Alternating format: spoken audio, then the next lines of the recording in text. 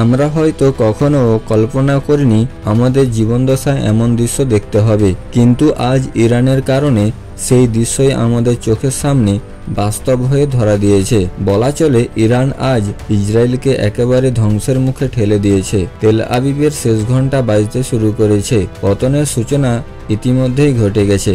গতকাল যখন supreme leader Ayatollah আল খামেনির উপর হামলার চেষ্টা করা হয় কিন্তু তা ব্যর্থ হয়, তখনই ইরান পাল্টা আক্রমণ শুরু করে। এরপর যা ঘটেছে তা ইতিহাসে নজিরবিহীন। হলিউডের সিনেমাতেও হয়তো এতটা ধ্বংস কেউ দেখেনি। বাস্তবে যা ঘটেছে সেটি সিনেমার স্পেশাল ইফেক্টেও হার মানায়। ইরানের ক্ষেপণাস্ত্রগুলো ইসরায়েলের বিভিন্ন শহরকে একেবারে মাটির সঙ্গে মিশিয়ে দিয়েছে। গাজায় যারা নিজেদের স্বজন হারিয়েছিল আজ তারা দেখছে সেই প্রতিশোধের দৃশ্য। তারা বলছে আজ প্রতিফলনের দিন এসেছে। স্টক মার্কেট ভবন থেকে শুরু করে সেনা হাসপাতাল, আবাসিক ভবন, যানবাহন কিছুই রক্ষা পায়নি। ইসরায়েলের অর্থনৈতিক কাঠামোতে ভয়াবহ বিপর্যয় নেমে এসেছে। ইন্স্যুরেন্স কোম্পানিগুলো দেউলিয়া হয়ে পড়েছে। মানুষ এতটাই আতঙ্কিত যে যদি আজ আকাশপথ খুলে দেওয়া হয় 90% লোক দেশ ছেড়ে পালিয়ে যাবে।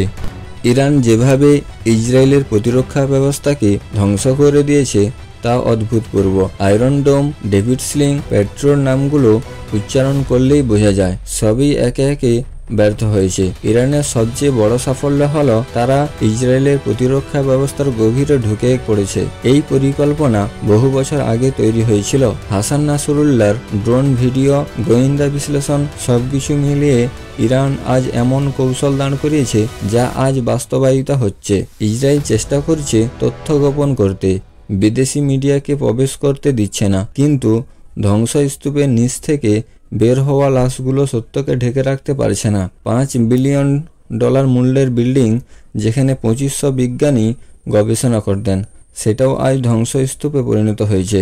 নেতানিয়াহু দিনে 3 বার হুমকি দিচ্ছে, ট্রাম্প বলে চলেছে, কিন্তু তারা জানে না ইরানের মানুষ শহীদ হওয়াকে সৌভাগ্য মনে করে। আয়াতুল্লাহ আল খামেনি নিজেই বলেছেন, আমার প্রাণে কোনো মূল্য নেই, আমি প্রস্তুত, প্রয়োজনে আমার জীবনও যাবে, কিন্তু লড়াই চলবেই। ইরানের হাতে এখনও হাজার হাজার অত্যাধুনিক মিসাইল রয়েছে যেগুলো তারা এখনও ব্যবহারই করেনি। যদি পরিস্থিতি আরও বাড়ে তাহলে সেই মিসাইলগুলোই ইসরায়েলকে সম্পূর্ণ নিশ্চিহ্ন করে দিতে পারে।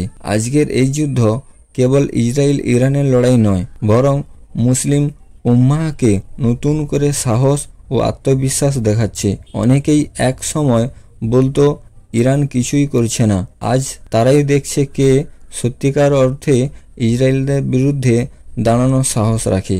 সবশেষে আমরা একমাত্র আল্লাহর কাছে দোয়া করি, হে আল্লাহ, ইরান সহ মুসলিম উম্মাহকে তার শত্রুদের মোকাবেলায় সর্বোচ্চ শক্তিদান করুন, তাদের বিজয় বিনিশ্চিত করুন এবং মুসলিমদের জন্য সম্মানের পথ খুলে দিন। আমিন। ভিডিওটি যদি ভালো লেগে থাকে লাইক, শেয়ার, কমেন্ট এবং সাবস্ক্রাইব করতে ভুলবেন না। ধন্যবাদ।